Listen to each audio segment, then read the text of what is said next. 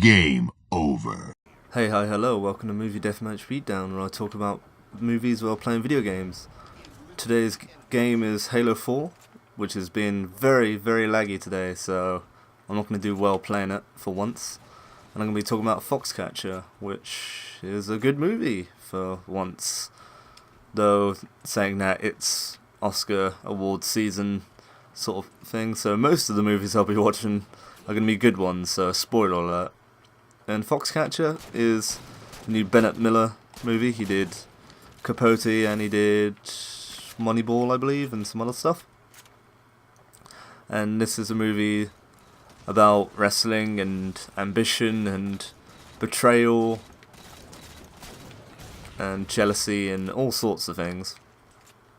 And it stars Steve Carell as John DuPont, who was a millionaire who just wants to make something of himself and like impress his aging mother, played by Vanessa Redgrave. And he thinks he can do this by essentially helping raise the American wrestling team and moving their base of operations to his house ranch place of the titular title of Foxcatcher. Meanwhile, it also follows Channing Tatum's character, Mark Schultz, who is a wrestler who lives in the shadow of his brother, played by Mark Ruffalo, and the character's name's Dave Schultz. And it's based on true events. Like, a lot of the stuff that happened, other than a bit of like movie magic and poetic license, a lot of the events actually happened. And go into it without knowing anything about it if you can. That's the best way to enjoy true story movies. That's why I really enjoyed Rush when I watched it, because I knew nothing about that whole era of Formula 1. And by the way, I really hope you enjoy this lag that I'm experiencing right now. It's just the best, guys. And Foxcatcher is really impressive. Like, great I think the key of this movie is the performances from all three leads. I'm sure they'll get nominations at the Academy Awards, because Steve Carell, you won't even recognise him at points. Like, the makeup and the way he acts and everything, he just disappears into the role of John DuPont, who I haven't seen any real world video footage of, but I can just tell from Carell's performances that he's like a creepy, strange, driven man who has a few things not quite straight with him. But it's just a guy who just wants to impress his mother, so I can see that. And same with Channing Tatum, he really gets into it. I mean, I know when I first heard of Channing Tatum and the movies he was doing, I kind of like wrote him off, because I thought, oh, he's just like this chick flick guy who's like super attractive for the ladies and all that. Then I watched 21 Jump Street and boom, that was the beginning of my like love of him. He's actually really funny, really talented, he's great physicality. Like, it's annoying how one man can be so many things. And here it's like Academy Award winning performance, I'd say. Well, maybe not Academy Award, because there's a lot of good performances this year, but he is pretty damn good in it, and he really gets into it. There's like a scene where he demolishes a hotel room in his anger, and he just goes for it, man. We're talking like Apocalypse Now, smashing into mirrors sort of thing. And yeah, he's great. And so is Mark Ruffalo, who is brilliant in everything that I've seen him in. I don't think he's ever had a bad movie, Mark Ruffalo, which is always a good thing to hear from a guy's filmography. And he plays Dave Schultz, who's arguably, in at least this film, the more talented, more technical brother. And there's no wondering why he's the one who Channing Tatum's living in the shadow of, and it's not the other way around, because there's just something about the two of them. And that's exactly why, come the third act, and when events start to transpire, the whole brother dynamic and the whole connection to John DuPont, who acts like an adopted father to the two of them, it all comes at a weird, tense, stretched out climax, and it's wonderful. It's brilliant.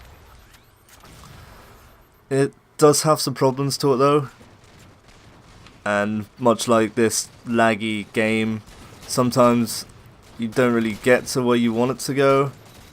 Oh god, and it's like a stab to the neck at some point. No, it's alright. I mean, it's one of those movies that kind of like sags and loses itself 2/3 of the way through, and it doesn't really have much direction apart from following the real world events. And yeah, the events have changed a little in this from what they actually happened, but it's still quite powerful. But a lot of the scenes and a lot of sequences either just come out of nowhere or just have no real connection or relation. They're just there, it felt. And it kind of lost me for a few moments, but it was still powerful. It didn't move me in many ways. It was great seeing how terrifying Steve Carell was. From seeing him as like Michael Scott in The Office, and then watching him in this, it's like two different worlds, and it really shows the guy has some range. Oh, I actually got somewhere with this game. Oh, wait, just waiting for this. Don't know why I'm trying on this game with all this lag going down. Yeah, and it's just creepy, and some of the sequences where he basically just wants to prove himself and wants to be like this big, successful guy, even though he's a strange, like, inward... He's not introverted, but he's like something reined in about him. Like, he thinks that he's the best and he's got all this going for him. And he brags about how he's an ornithologist and is a great bird watcher and collects stamps and all this. But at the end of the day, he's like a pathetic human being. But he doesn't know, he thinks he's the exact opposite. And that's what makes him chilling at points. Because he really thinks that he's better than everyone. And he thinks that he can finally show his mother, who clearly not a great mother, or at least her methods didn't really click with the way he was raised, or how his mind developed. And that's why he's got like a lot of issues with all the horses, because her mother's like this big horse rearing, fox hunting woman from her youth, but still raises these world-class horses. Whereas she thinks that wrestling is a very low sport, and it's not the same as all this upper-class equestrian sort of adventure and excitement, which is something that doesn't really click well with John, who just really wants to be that... Ooh, no scope. No scope. Oh, cool. Triple kill. That's how you do it. How am I on the score? I was going to say how am I second. Nah, down. How have I got second most kills with this lag? Yeah, many sequences are chilling. There's a hint of humour to it, or maybe it's just my sense of humour. But some of like the darker scenes, there's still a bit of like, you just gotta laugh at how crazy Steve Carell is as John DuPont. Like, you have to keep thinking that this is a man that existed, this is a man that was real, and really wanted to be called certain things, and wanted to be like portrayed as certain things, and the way that the people that he benefits act in such a way to make him not, to reinforce his ego. He's a very big-headed man with a lot of vision, and it doesn't quite click to reality, but no one has the heart to shoot him down. And when people start doing that, like his mother, and then later on Mark Ruffalo as Dave Schultz, things start to reach a tipping point, and it's just crazy watching the whole journey from 1987 to 1988, I believe, around the time of the Seoul, South Korea Olympics and wrestling, and which kind of let me down. I guess I was expecting one direction for the movie to go in. Instead, it started to go into another, because I thought it would be a little bit more about Channing Tatum's journey.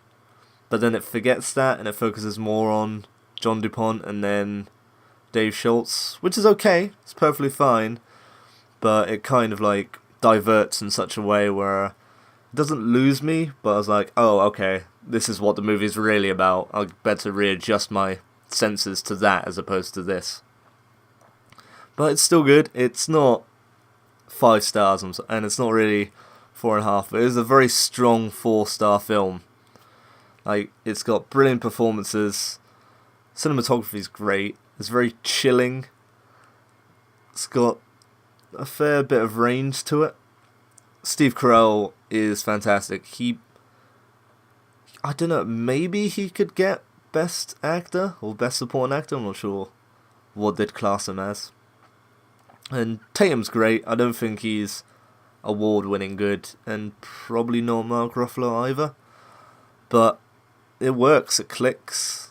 Everyone is brilliant. The makeup is fantastic, because they really do disappear into the characters they're playing via makeup and via their performances. So this will certainly get a fair few nominations. Not sure what it could win, really.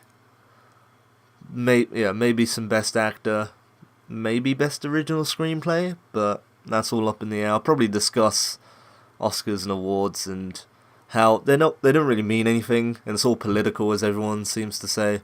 But I enjoy talking about them, and I enjoy watching them, so I'm sure I'll discuss more about the Oscars in later episodes. And hopefully my video games will be a bit less laggy in future episodes. But yes, that was this episode of Movie Deathmatch Beatdown. That was Foxcatcher. Next movie I might watch, maybe Into the Woods, maybe Inherent Vice. Not sure what's coming up next, but everything that you expect to see reviewed will probably be reviewed, and most probably during a Halo game, because Call of Duty I'm just not good at, as I've shown multiple times on this channel. But that's it. I will catch you next time. Probably Into the Woods, we'll see. Anyway, catch you next time.